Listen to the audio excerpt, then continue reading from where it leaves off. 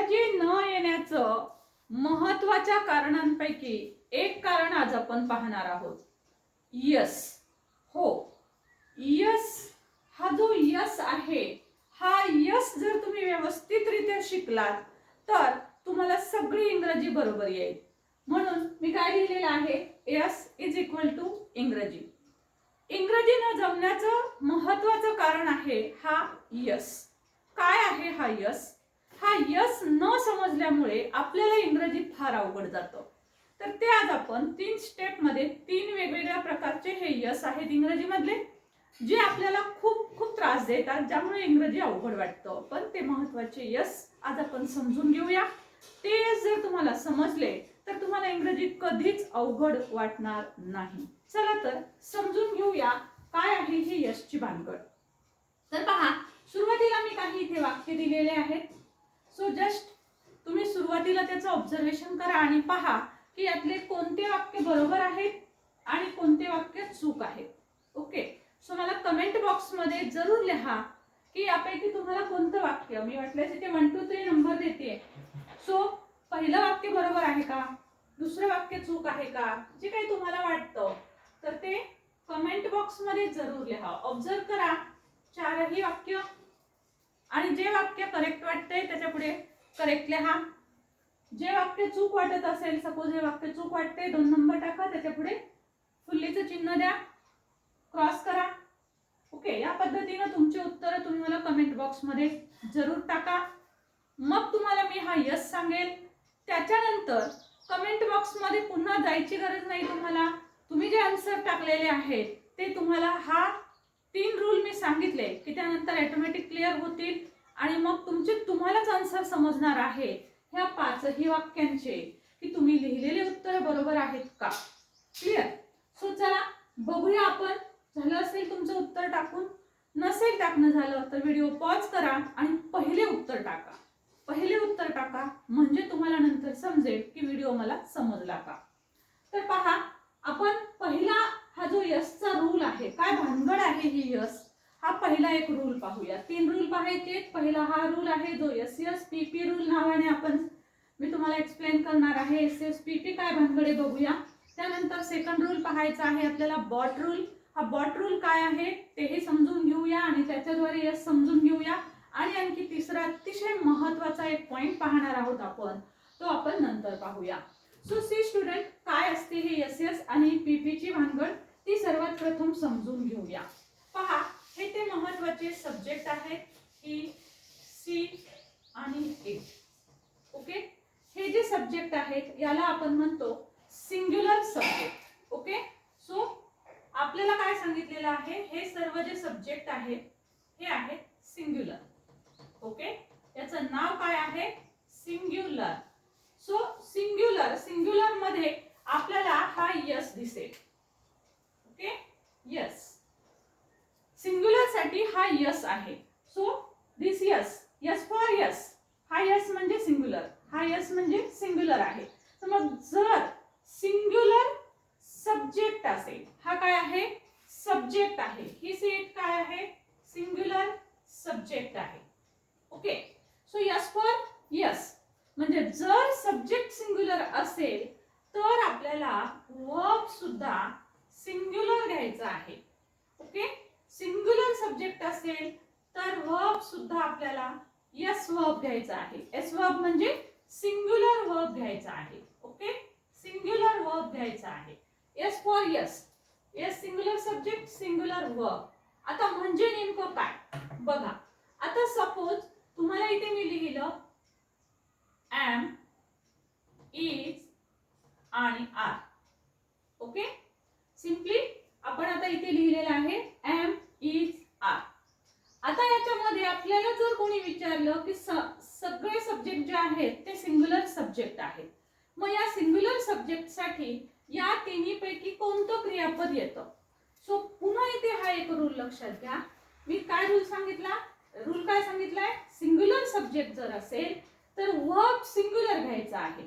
आता ह्याच्यातला verb singular कोणता आहे, समजा मला समजत नाहीये, मला माहित नाहीये कोणता सिंग्युलर आहे कोणता प्लुरल आहे, तर मी तो कसा ओळखणार आहे.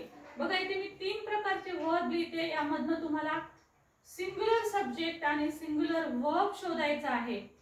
सपोज मला माहितीच नाहीये कोणते सिंग्युलर वर्ब असतात आणि कोणते प्लुरल. मी इथं 3-2-3-2 लिहिले, मग यातला कोणता सिंग्युलर आहे कोणता प्लुरल आहे आपण कसं ओळखणार आहोत? तर यासाठी पुन्हा एक ट्रिक लक्षात घ्यायची आहे. हे सिंग्युलर सब्जेक्ट, सिंग्युलर साठी यस, यस साठी यस, म्हणजे ह्या तीन पैकी यस असणारा शब्द कोणता आहे? हा आहे. सो ही सी इट च्या पुढे येणार आहे is. He is, she is, it is. So S for S, म्हणजे सिंग्युलर फॉर यस. ज्याच्यात यस आहे तो निवडा. ही सी इट साठी आता ह्या दोन्ही पैकी कोणता येईल? तर याच्यात यस आहे म्हणून हा असणार आहे. म्हणजे टू हॅव चं क्रियापद ही सी इट च्या पुढे कोणतं येणार आहे? हॅज येणार आहे. काय येणार आहे? कारण यस फॉर यस. सो ज्याच्यामध्ये यस आहे तो निवडायचा. This is the trick. ही ट्रिक आहे. ह्या ट्रिकच्या सहाय्याने लक्षात ठेवा. आता कोणताही सब्जेक्ट असो, ही सी इट च्या पुढे has, he has, she has, it has. Okay. So याच्या ऐवजी कुठलंही सिंग्युलर नाउन जरी आलेलं असेल, बघा कुठलंही सिंग्युलर नाउन जरी आलेलं असेल तरी सुद्धा हाच रूल लागू होणार आहे. ओके. सो कुठलंही सिंग्युलर नाउन जरी आलं तर हाच रूल राहणार आहे. म्हणजे सिंग्युलर नाउन सपोज मी राम घेतलं तर Ram is, Rani is. Singular noun, कुठलंही singular noun. A tree is, a tree is. So आता हॅव हॅज पैकी काय येईल singular noun? Suppose Parth has, suppose Tanu has. Has singular subject आहे, सिंग्युलर नाउन आहे, सिंग्युलरच येईल. Singular S for S, S वाला निवडा. आता डू आणि डज पैकी कोणतं येईल बरं सांगा? ही सी इट किंवा सिंग्युलर सब्जेक्ट साठी रूल काय सांगतो? S for yes. हे सगळे सिंग्युलर आहेत. मग यापैकी सिंग्युलर कसा ओळखायचा? तर ज्याच्यामध्ये यस आहे तो निवडा. यस फॉर यस, ज्याच्यात यस आहे तो निवडा. म्हणजे आता पाठांतराची पण गरज नाही आहे. फक्त तुम्हाला लक्षात ठेवावं लागेल की टू बी चे क्रियापद एमिजार असतात, टू हॅव चे क्रियापद हॅव हॅज आहेत आणि प्रेझेंट मधले टू डू चे रूप आहेत डू आणि डज. जमलिंग जिथं होते आहे तो तिथेच मी तुम्हाला हे सर्व क्रियापद जे आहेत ते इथे दिलेले आहेत. सो वॉजवरच्या बाबतीमध्ये सुद्धा आपल्याला हा रूल अशाच पद्धतीने लागू होताना दिसेल. वॉज जर तुम्ही इथे लिहिलं, सो आता हा प्रेझेंट मधला आहे, पण इथे जर तुम्ही पास्ट मधले वॉज वर लिहिले तर वॉज सुद्धा असंच असेल. वॉज मध्ये यस आहे, WAS. So he C it च्या पुढे वॉज येईल. राईट. आता तुम्ही म्हणाल हे झाले सिंग्युलर सब्जेक्ट. सो जसं मी इथं तुम्हाला दाखवलेलं आहे की सिंग्युलर कोणते आहेत आणि प्लुरल सब्जेक्ट कोणते आहेत. ओके. हे सर्व सब्जेक्ट म्हणून येतात. प्रोनाउन आहेत हे, परंतु हे प्रोनाउन ऍज अ सब्जेक्ट येतात. पण त्यातले कोणते सिंग्युलर कोणते प्लुरल समजावं यासाठी मी इथे तुम्हाला हा टेबल दाखवलेला आहे. सो आता तुम्ही म्हणाल मॅडम ही सी इट आणि सिंग्युलर नाउनचे एक्झाम्पल घेतलेले आहेत, वर्ब पण दाखवलाय, म्हणजे आता ह्याच्यातला काय सांगतो?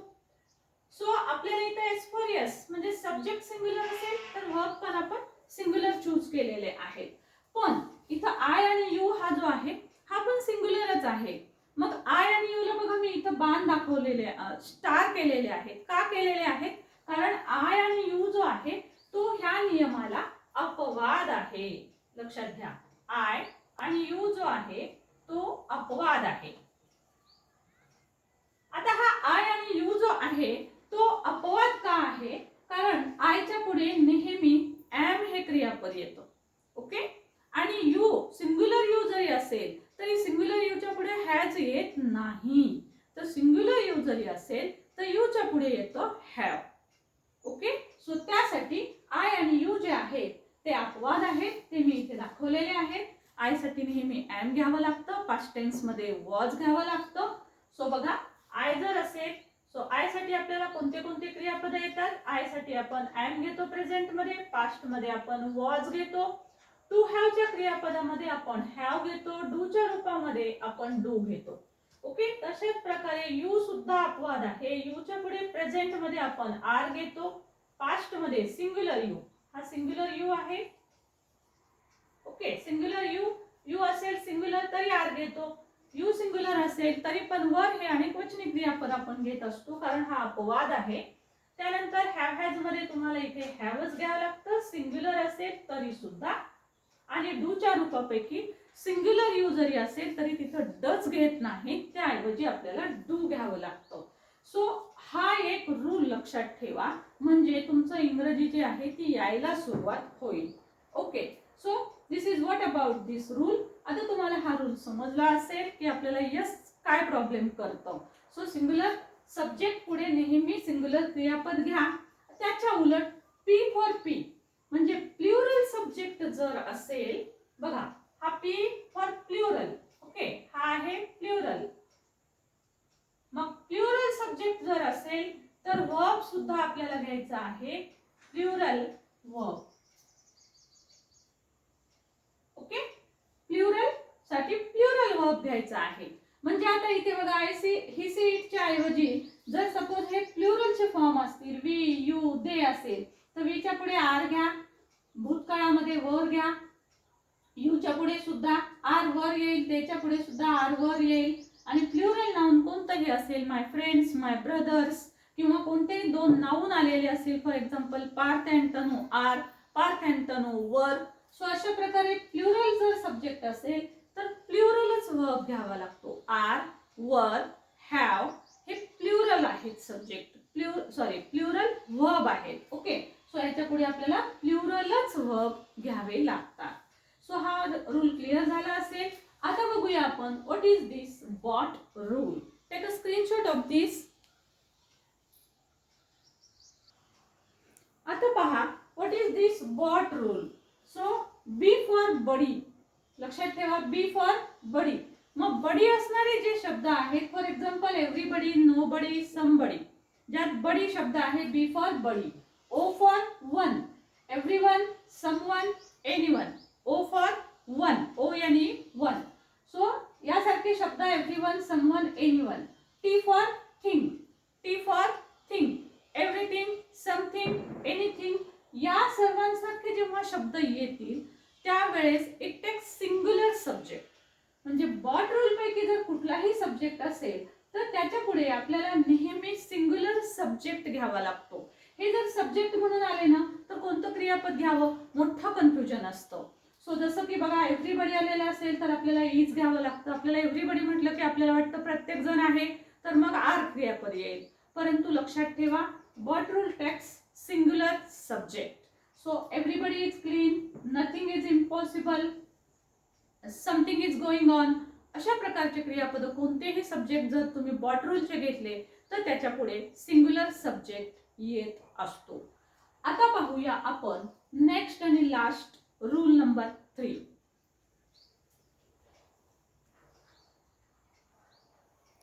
थर्ड रूल पाहणार आहोत.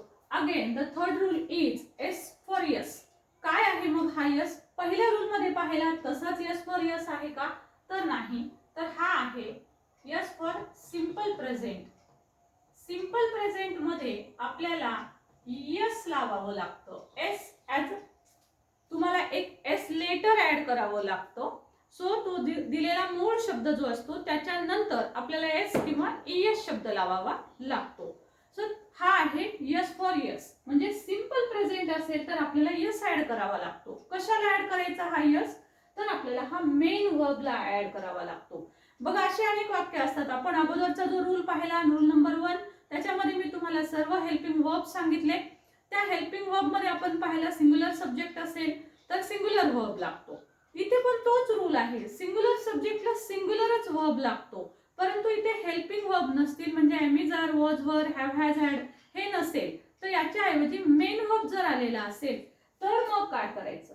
तर मेन वर्ब आल्यावर सुद्धा जर सिंग्युलर सब्जेक्ट असेल, थर्ड पर्सन सिंग्युलर सब्जेक्ट जर असेल, थर्ड पर्सन सिंग्युलर सब्जेक्ट जर असेल तर it takes S or ES. पण हा यस आणि यस कुठे लावायचा असतो? तर तो तुम्हाला ऍड करायचा आहे वर्बला. Okay, S or ES to verb. So हा वर्बला ऍड करायचा आहे. जसं वाक्य असेल बघा, सीमा लाईक अवर चॅनल. सीमाला आपलं चॅनल आवडतं. सीमा हा थर्ड पर्सन सिंग्युलर आहे. सिंग्युलर आहे सीमा आणि ती सिंग्युलर नाउन आहे आणि ती थर्ड पर्सन आहे. आता काहींना कदाचित थर्ड पर्सन समजणार नाही. तर थर्ड पर्सन म्हणजे कसा असतो, कोण असतो? तर थर्ड पर्सन म्हणजे अशी व्यक्ती असते की जी आपल्या समोर नसते. आपण कुठल्या तरी एखाद्या तिसऱ्याच व्यक्तीबद्दल बोलत असतो. आपण बोलताना एकतर मी बोलत असेल, ऐकणारे तुम्ही असाल, म्हणजे दोन व्यक्ती समोरासमोर असतात. पण आपण ह्या दोन व्यक्ती सोडून जर तिसऱ्याच एखाद्या व्यक्तीबद्दल वस्तूबद्दल बोलत असू तर ती थर्ड पर्सन असते. ओके, सो जर ती वस्तू निर्जीव वस्तू पक्षी प्राणी असं असेल तर त्यासाठी आपण इट सर्वनाम वापरतो किंवा त्याचं कोणतंही येणारं सिंग्युलर नाउन असेल, अ कॅट असेल, अ डॉग असेल, अ चेअर असेल, अ टेबल असेल, अ ट्री असेल, सजीव असेल तरी पण, अ ट्री जरी असेल तरी त्यासाठी पण आपण इट आणि सिंग्युलर सब्जेक्ट वापरतो. सो आता आपल्याला पुन्हा पी फॉर पी रूल घ्यायचा आहे. प्लुरल असेल तर प्लुरलच वर्ब घ्यायचा आहे, पण इथे सिंग्युलर सब्जेक्ट आहे सो त्यासाठी आपल्याला इथे ह्या वर्बला ऍड करावा लागतो यस. म्हणून आपल्याला वाक्य घ्यावं लागतं सीमा लाईक्स अवर चॅनल. आपण जर सीमा लाईक अवर चॅनल लिहिलं तर it will wrong. So he साठी पण काय येईल मग, he likes our channel. She साठी पण तसंच येईल, she likes our channel. It साठी पण असंच येईल, it likes our channel. Okay, किंवा it likes bone. Suppose it म्हणजे कुत्रा आहे, सपोज अ डॉग आहे, अ डॉग, तर काय म्हणूया आपण, it likes bone. Right, so S E S आपण इथे लिहू शकतो. सो अशा पद्धतीने जर सिंपल प्रेझेंट आणि हा यस ऍड करायचा जो रूल आहे, मेन वर्बला यस ऍड करायचा हा रूल आहे, हा फक्त सिंपल प्रेझेंट मध्ये आहे, दुसरीकडे कुठेही नाही. सो लक्षात घ्या. आता तुम्हाला आवडतं का नाही आपलं चॅनल? कसा वाटला हा व्हिडिओ? नक्कीच आवडला असेल. किती इम्पॉर्टंट रूल आहेत आणि हे रूल नाही लक्षात येत म्हणूनच इंग्रजी हार्ड जातो. तेव्हा हा व्हिडिओ जास्तीत जास्त शेअर करा. आणि हो, तुम्हाला आवडतं की नाही चॅनल? आवडत असेल तर लाईक केलं असेल ना, कराच. आणि हाईप शब्द येईल तर हाईप पण जरूर दाबा, म्हणजे आपल्या चॅनलला तुम्ही बूस्ट कराल. आणि हो, तुम्ही जर चॅनलवर नवीन असाल, अजून सबस्क्राईब केलं नसेल तर जरूर सबस्क्राईब करा, कारण यासारखा महत्त्वपूर्ण हेल्पफुल कंटेंट आपण नेहमीच घेऊन येत असतो. सो आता हे तुमचे जे वाक्य दिलेले आहेत, या वाक्यांचे उत्तर तुम्ही टॅली करा, जे कमेंट बॉक्स मध्ये तुम्ही टाकलेले होते की हे सर्व उत्तर कसे आहेत. So all these sentences are wrong. Okay, so सगळेच सेंटेन्सेस जे आहेत हे रॉंग आहेत. जसं की बघा, द कॅट्स. द कॅट्स जर शब्द असेल, अनेकवचनी असेल तर आपल्याला इथे द कॅट्स ड्रिंक यायला पाहिजे. ओके, किंवा हे वाक्य या पद्धतीने यायला हवं, किंवा द कॅट किंवा अ कॅट असेल, सिंगल कॅट असेल तर मग आपल्याला ड्रिंक्स येतं. म्हणजे एक तर सब्जेक्ट अ कॅट असायला हवा किंवा ड्रिंक्सच्या ऐवजी ड्रिंक असायला हवं. आता अ डॉग म्हटलं तर हॅवच्या ऐवजी इथं हॅज यायला पाहिजे, त्यामुळे हे पण रॉंग आहे. They likes, they plural form आहे, लाईक्स हा सिंग्युलर फॉर्म आहे. Okay, so they likes pizza हे रॉंग सेंटेन्स आहे, इथे यायला पाहिजे दे लाईक, यस काढून टाका, pizza. Parth and Tanu plural form आहे, प्लुरल फॉर्म असेल तर हॅज येत नाही, हॅज हे सिंग्युलर आहे.